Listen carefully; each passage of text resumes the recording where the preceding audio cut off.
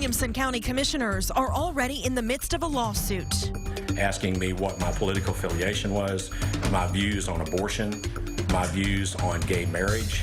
Leaders accused of asking controversial questions to candidates for an open constable position, one of the county's top law enforcement posts. This is so clearly a violation of both federal and state law. I mean, there's just no doubt about it. At 6 o'clock, we updated you on our year-long investigation into that lawsuit. It has cost Williamson County taxpayers nearly $30,000 so far. Now, KXAN reveals those same commissioners knew about an investigation into the man who ended up getting that job, former Georgetown Assistant Police Chief Kevin Stofle.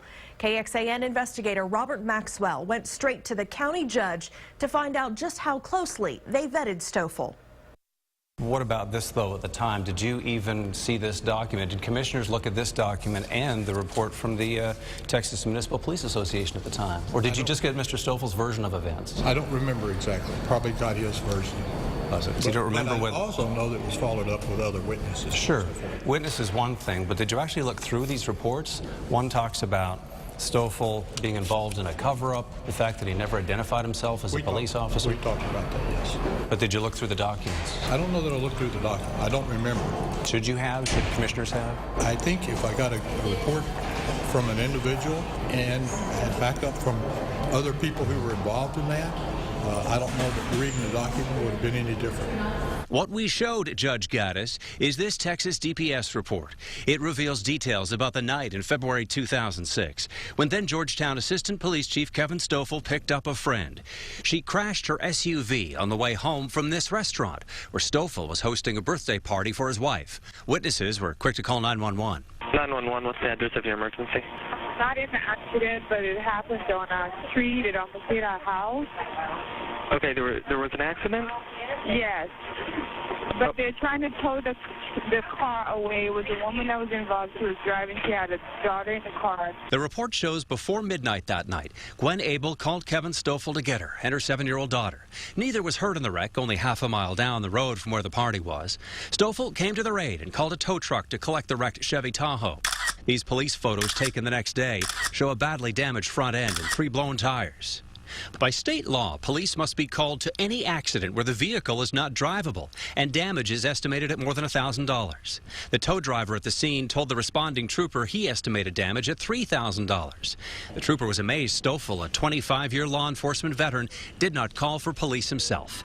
There's no way he could have misunderstood this as minor damage. What really irks me is that it doesn't make any other sense for him to have handled this way. He knows better.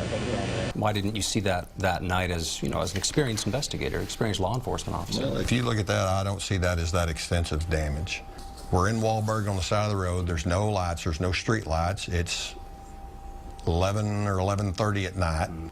And there's, no mitigating circumstances there. I mean, she's not intoxicated. There wasn't any other damage. Did you give Gwen Abel a ride home that night so she wouldn't have to deal with police? Absolutely not. Absolutely not. I gave her a ride home because she needed a ride home. Later that night, the trooper would question Abel at her home.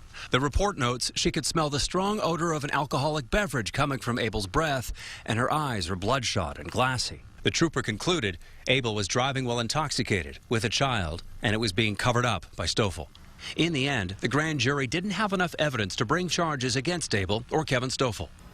And if that didn't raise eyebrows as commissioners interviewed Stofle for the constable job, there's more. A survey by a state police association. It gauges morale and was done when Stofle served as assistant chief of Georgetown Police. With regard to the leadership, it showed most officers thought Stofle was not open to new ideas, and most believed he didn't support all officers. They were disgruntled that they were held accountable for their actions on several things.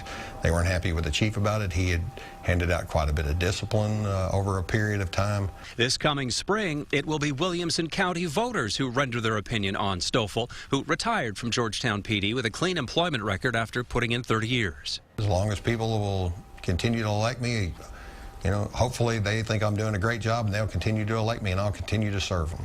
And come November, Judge Gattis will be up for re-election. He's a man who, with commissioners at his side, makes some powerful appointments. With Stofle's appointment, the judge maintains they discussed his past thoroughly. So the integrity of the process wasn't compromised in any way? I think the integrity of the process was not compromised. Could you have done more by looking through some of these documents, by looking through witness statements, by looking through... No comment. Thank you, sir. Now, in case you were wondering, we checked how much Kevin Stofle's salary costs taxpayers each year, about $70,000. And you have the chance to decide whether he and the judge should keep their positions. Early voting for local and statewide races begins next Tuesday. The primary election is March 4th. Robert Maxwell, KXAN, investigates. The lawsuit against the commissioners also points out something else. Their attorney is Kevin Stofle's brother-in-law.